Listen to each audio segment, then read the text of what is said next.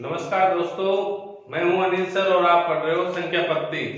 तो मैंने कल आपको बताया था कि किस तरीके से एक घात वाली संख्या में हम किसी कम या ज्यादा संख्या का भाग देने पर शेषफल कैसे बचता है। तो इजी वे समझ में आ गया होगा। हम थोड़ा सा इसको चेंज कर देते हैं कि अगला सवाल, अगले टाइप के सवाल आ जाएंगे हमें। अब घात नहीं, सिंपल संख्या में। अब देखो एक बहुत खास बात आपने पढ़े होंगे, ये सवाल आप जानते होंगे, बहुत अच्छे से जानते होंगे, मुझे पता है, पर भी एक बहुत खास बात है इसमें जो आज तक आपने नहीं सीखी होगी, तो वो मैं आपको सिखाने वाला हूँ। आपको इसको, इस वीडियो को लास्ट तक देखना है। इसमें बिल्कुल एक बहुत बड़ी राज की बात है जो आज तक आपने क्लियर नहीं की होगी। जितना आपने पढ़ा होगा वही पढ़ा होगा, बाकी उसके अलावा और कुछ भी नहीं देखा होगा। तो देखते हैं दोस्तों इसमें क्या है। तो हमारा सवाल है कि किसी संख्या का 156 से भाग देने पर 29 शेष बचता है, उसी संख्या को 13 से भाग देने पर शेष क्या बचेगा। ये कह रहा है कोई संख्या है, ये कह रहा है कोई संख्या है, उस संख्या में हम किसका भाग दें दोस्तों, 156 से भाग देने पर 29 शेष बचते हैं। ये कह रहा है कोई संख्या है, उसमें 156 से हम भाग देंगे तो शेषफल क्या बचेगा, 29 बचेगा। अब ये कह रहा है उस संख्या में 156 से भाग नहीं दे के किसका भाग दे, 13 का भाग दे, तो शेषफल क्या बचेगा। ये कहने का मतलब ये, बस देखो मैथ में एक ही चीज है कि लैंग्वेज समझ में आनी चाहिए, बाकी तो गुणा भाग जोड़ सबको आता ही है इस तरीके से। तो ये कह रहा है 156 से भाग देंगे तो 29 शेष बचेंगे, 13 से भाग देंगे तो शेष क्या बचेगा। हमने पढ़ा है, डायरेक्ट ही हम पढ़ सकते, कोई दिक्कत नहीं, 2 सेकंड में हो जाएगा सवाल, कोई प्रॉब्लम नहीं है। 156 से हम भाग देते हैं तो कितना शेष बचते हैं, 29 शेष बचते हैं। तो ये कह रहा है कि हम 13 से भाग दें तो शेषफल क्या बचेगा। बहुत ही इंपॉर्टेंट क्वेश्चन है और इसमें बहुत ही बड़ी राज की बात है। कई बार सवाल कंफ्यूज कर देगा तो आप बिल्कुल गलत कर दोगे। इसमें एक खास बात है कि आपने पढ़ा होगा कि हम डायरेक्ट किस में दे देते हैं, शेषफल में भाग देते, बिल्कुल राइट बात है। तो हम किस में भाग दे देंगे, 29 में भाग दे देंगे, किसका, 13 का। 13 दूनी 26, कितने बच गए भाई, 3 बच गए शेष। कितने बच गए दोस्तों, 3 बच गए। तो हम क्या डायरेक्ट इसमें भाग दे देते हैं। पर एक खास बात है कि ये हो गया हमारा पहला और ये हो गया हमारा दूसरा भाजक। ये पहला भाजक हो गया, पहले बार भाग दे रहे, ये दूसरी बार दे रहे। तो इसका कहने का मतलब ये है कि ट्रिक कब काम आती है। वैसे तो 99.99 इस तरीके का क्वेश्चन आता है, इसमें चेंज नहीं होता, पर कई बार बहुत अच्छे लेवल के क्वेश्चनों में इसको चेंज कर दिया है। इसका एक फार्मूला है कि हमने इतना पढ़ लिया कि डायरेक्ट शेषफल में भाग देते हैं, बिल्कुल दे देंगे, कोई प्रॉब्लम नहीं है। पर इसकी एक प्रॉब्लम है, उसको आप समझो। जब तक पहला भाजक दूसरे भाजक से विभक्त न हो, कहने का मतलब तो पहली वाली संख्या है उसमें दूसरी वाली संख्या का पूरा पूरा भाग नहीं जाता हो, तो हम उसके शेषफल में भाग नहीं दे सकते। और इसको खुल के कोई नहीं बताता, वो डायरेक्ट ऐसे कहते हैं, ऐसे सवाल आए भाग दे देना। कई बार यदि थोड़ी सी संख्या चेंज कर देंगे तो गलत हो जाएगी। यदि ऐसी कंडीशन आती है तो हम क्या करेंगे, उसमें हम देखेंगे भाई ये कह रहा है कोई संख्या है, किसी संख्या में 156 का भाग दें। अब किसी संख्या का हमें कोई भी पता नहीं है, तो संख्या को कैसे निकालें। मान लो संख्या क्या है, ए है, कोई संख्या क्या है, ए है, तो ए में 156 का भाग देते हैं। क्या देते हैं, 156 का भाग देते हैं, तो क्या शेष बचता है भाई, 29 शेष बचता है। ये कह रहे हैं हम उस संख्या को कर लेंगे, उसको ज्ञात कर लेंगे कि संख्या क्या है। यदि ऐसी कोई प्रॉब्लम आए और कंफ्यूज हो हमारे दिमाग में कि यार डायरेक्ट शेषफल में क्यों दे रहे हैं, क्या दे रहे हैं, संख्या क्या है, कैसा है, ठीक है। वो यदि सवाल को घुमा दे और डायरेक्ट पूछ ले कि किसी संख्या में 156 से भाग देने पर 29 शेष बचते हैं, तो वो संख्या क्या है। तो बताओ, आप लोग तो कंफ्यूज हो जाओगे, सवाल कैसे भी घुमाया जा सकता है। तो आपको बिल्कुल उसको क्लियर देखना है, क्लियर समझना है, ऐसे घुमा फिरा के नहीं, लपेट के नहीं करना। लपेट कर तो अब तक देखा होगा, बाकी एक ही सवाल समझ लो बहुत अच्छे तरीके से, आपको 50 पढ़ने की जरूरत नहीं है। तो वो मान लो यही कह देता है संख्या कौन सी, तो आप कहां से ढूंढोगे। आपने तो पढ़ा इतना है कि शेषफल में भाग दे, तो इसके आगे पढ़ा ही नहीं, तो इसलिए इसको क्लियर करते हुए चलते हैं। मान लिया 156 है, उसका भाग दे रहे किसी संख्या में, भाई कोई भी संख्या है, या ए है, बी है या संख्या ही है, ठीक है। इसमें हमने भाग है 29 शेष बचा, क्या बचा 29। जब हम कोई भी भागफल नहीं देता है तो हम उसमें क्या मान लेते हैं, एक मान लेते हैं। तो हमारे पास हम पहले से पढ़ते आए दूसरी तीसरी क्लास से एक सूत्र होता है भाज्य बराबर भाजक गुना भागफल प्लस शेषफल। इस तरीके से हम पढ़ते हुए आए कि भाज्य बराबर भाजक गुना भागफल प्लस शेषफल। अब देखो इसमें कोई तीन चीज दे देगा, एक पूछता है हमेशा, तो भाजक पूछे तब भी यही सूत्र दो। आपने बुक में और आगे कहीं पढ़े होंगे अलग अलग सूत्र बताए होंगे, आपको अलग अलग कुछ भी लगाने की जरूरत नहीं है। आपको सिंपल सा इसी तरीके से रखना है, कोई भी चीज पूछी जाए तो यही फार्मूला लगा दो। तो शेष पूछा जाए, ठीक है, और शेष दे नहीं रखा है तो शेष को शेष ही लिखा रहने दो, कुछ चेंज मत करो, ऑटोमेटिक आपका आंसर आ जाएगा, रख लोगे। तो भाज्य का मतलब होता है जिस संख्या में भाग दिया जाता है, भाज्य का मतलब होता है जिस संख्या में भाग दिया जाता है, भाजक का मतलब जिस संख्या का भाग देंगे। तो भाजक क्या हो गया हमारा, ये हो गया भाजक, क्या हो गया भाजक। और ये संख्या क्या है, भाज्य है जिसमें हम भाग दे रहे हैं। और ये क्या हो गया, शेषफल हो गया, क्या हो गया, शेषफल हो गया। तो हमें भाज्य याद करना है तो हम क्या करेंगे दोस्तों, भाज्य याद करना है तो भाजक गुना भागफल।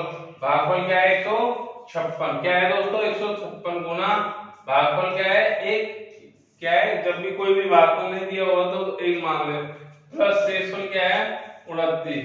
तो ये भाज्य मतलब, भाज्य का मतलब संख्या, भाज्य का मतलब क्या हुआ संख्या, जिस संख्या में भाग दिया जा रहा है उसको क्या बोलते हैं भाज्य।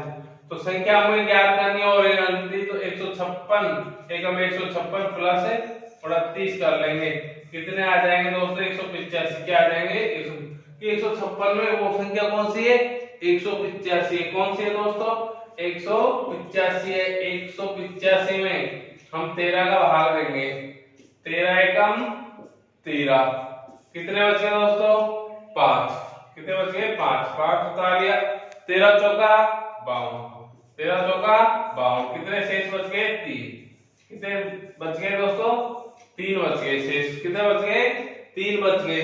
हमने एक्सप्लेन करके देख लिया कि वास्तव में ही 3 आ रहा है या नहीं, हमें करना नहीं है इस तरीके से समझना है इसको खोल के, करने के लिए टाइम नहीं है इतना, पर भी दिमाग में आए या वो संख्या ही पूछ ले तो आपकी डायरेक्ट ट्रिक वाली फेल हो जाएगी। तो आपको वो भी कॉन्सेप्ट आना चाहिए कि हम इस तरीके से करने के बाद में, उलझने के बाद हम इसको कैसे क्लियर कर पाएंगे। तो दोस्तों सीधी सी बात है, हम संख्या को देखेंगे तो इस तरीके से हम संख्या को निकाल लेंगे।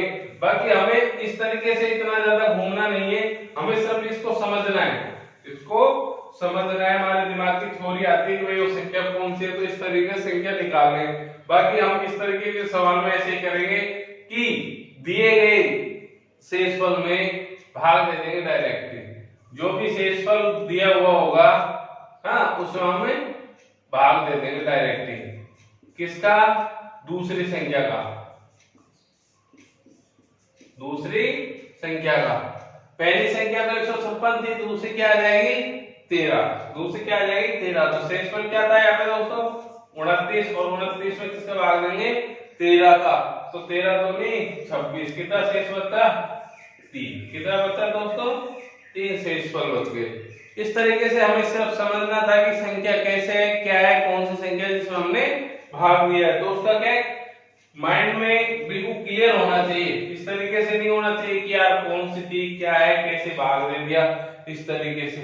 जैसे अगला सवाल हम देखते हैं, अगला सवाल देखेंगे बिल्कुल सेम तरीके का सवाल देखेंगे। 136 से भाग देने पर 36 शेष बचते हैं, 17 से भाग देने पर क्या शेषफल बचे। उसी तरीके का सवाल है, कुछ भी नहीं, ये कह रहा है किसी संख्या में 136 से भाग देने पर 36 शेष बचता है, उसी संख्या को 17 से भाग देने पर शेष क्या बचेगा। सेम क्वेश्चन है, हमें कुछ नहीं करना, शेषफल में जो भी शेष बचता है उसमें दूसरी संख्या का डायरेक्ट ही भाग दे देंगे। तो शेष क्या है 36, 36 में किसका 17, 17 दूनी 34, कितना शेष बच गया दोस्तों 2 शेष बच गया, कितना बच गया 2 शेष बच गया। हम सीधा दे सकते हैं पर क्या मेरी एक शर्त है, मैंने आपको बता दिया कि किसी ने आपको खुल के नहीं बताया होगा, जब तक पहली संख्या में ये दूसरी संख्या का भाग नहीं जाएगा हम सीधा ऐसे दे ही नहीं सकते, नहीं तो हमारा सीधा सीधा गलत हो जाएगा। तो 17 × 136, तो सीधा सीधा इसका भाग जा रहा है, तो इसलिए हम किस में दे देते हैं, शेषफल में दे देते हैं। कई बार दिमाग में आती है ना थोड़ी, क्या किस तरीके से दे रहे, तो बिल्कुल क्लियर हो गया मेरे हिसाब से, मैंने आपको बहुत अच्छे से बता दिया, खुल के कोई चीज की कमी छोड़ी नहीं कि आपका माइंड इस तरीके से पूछे कि अब क्या होगा या कैसे है। जब पहले संख्या में दूसरी संख्या, पहले भाजक में दूसरे भाजक का पूरा पूरा भाग चल जाता है, तो यदि वो शेषफल पूछता है तो हम डायरेक्ट शेष में भाग दे देते हैं। किस में दे देते हैं, शेष में। तो शेषफल क्या दे रखा था पहले 36, किसका भाग दे रहा था, 17 का। 17 दूनी 34, तो क्या बच गया दोस्तों, 2। क्या बच गया दोस्तों, 2 शेष बच गया। इसी तरीके से अगला क्वेश्चन देखेंगे।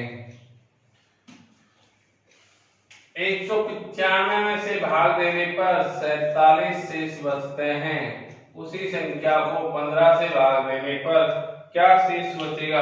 अगला क्वेश्चन है, किसी संख्या में 195 से भाग देने पर 47 शेष बचते हैं, उसी संख्या में 15 से भाग देने पे क्या शेष बचेगा दोस्तों। सिंपल सा क्वेश्चन, उसी तरीके से पहला जा रहा है भाग 15 के 15, 4 ताले 5, 45 15 थे 45, भाग जा रहा है, सीधी बात भाग जा रहा है, तो हम डायरेक्ट किसका भाग दे देंगे, शेषफल में दे देंगे। किस में दे देंगे, शेषफल में। यहाँ पे शेषफल क्या है, 47। क्या है भाई दोस्तों, 47। 47 में हम किसका भाग देंगे, 15 का। कितने बार, 15 3 45, तो कितने बच जाएंगे, 47 से 45 गए तो 2, कितने बच जाएंगे, 2।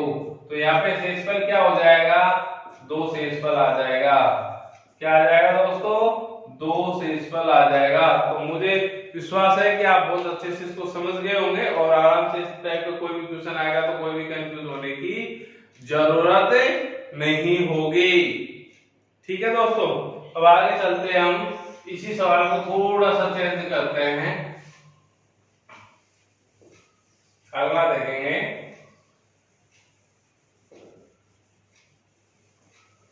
देखो किसी संख्या को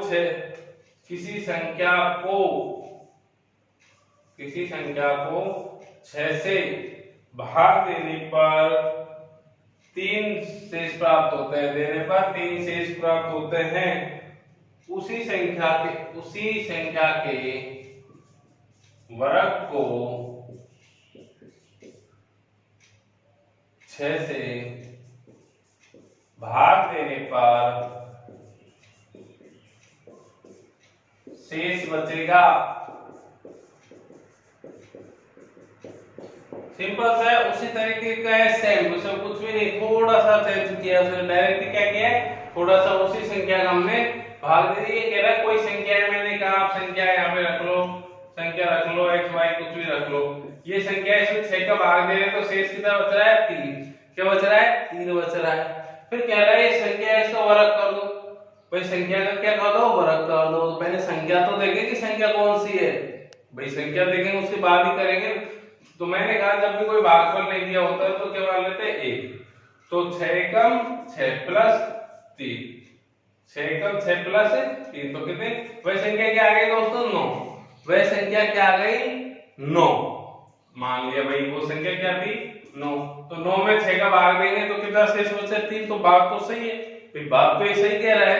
ठीक है, अब ये कह रहा है तो उसी संख्या का, किसी संख्या का, उसी का जो संख्या है, उसी संख्या के वर्ग को 6 से भाग देने पर।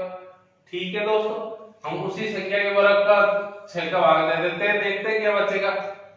इसका 9 का वर्ग करेंगे तो हम क्या आ जाएगा, 81। क्या आ जाएगा दोस्तों, 81। हम 6 का भाग देंगे वापस। ठीक है, तो 6 कम 6, 2 बचे, 6 दिया 18, कितना शेष बचा, 3 शेष बचा। दोस्तों कितना शेष बचा, 3 शेष बचा। कितना बच गया, 3।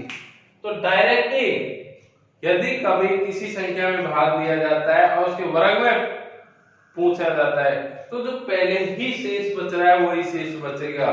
वही से हमें करना नहीं, सिर्फ इसको समझना है कि इस तरीके से भी क्या गया, 3 ही बच गया है। हम डायरेक्ट देखेंगे जब भी कोई संख्या का भाग देने में कोई शेष फल बचता है तो कहता है वो उसका वर्ग करे, क्या करे, वो उसका वर्ग करे तो फिर शेष क्या बचेगा, तो हमेशा जो पहले वाला शेषफल है वही बचेगा, आपको सोल्व करने की कोई भी जरूरत नहीं होगी। तो दोस्तों बहुत ही इंपॉर्टेंट क्वेश्चन है, इसको सिर्फ समझाया मैंने आपको, बेसिक से समझाया कि संख्या क्या है, कैसे उसे भाग दिया। संख्या आई 9, फिर वो कह रहा है उसका वर्ग करो, तो उसको 6 से भाग देने पे उसके वर्ग में वर्ग कर दिया, 9 का वर्ग 81 होता है, फिर 6 का भाग दे दिया, तो हमने प्रमाणित कर लिया एक्सप्लेन करके कि वास्तव में ही 3 बच रहे हैं।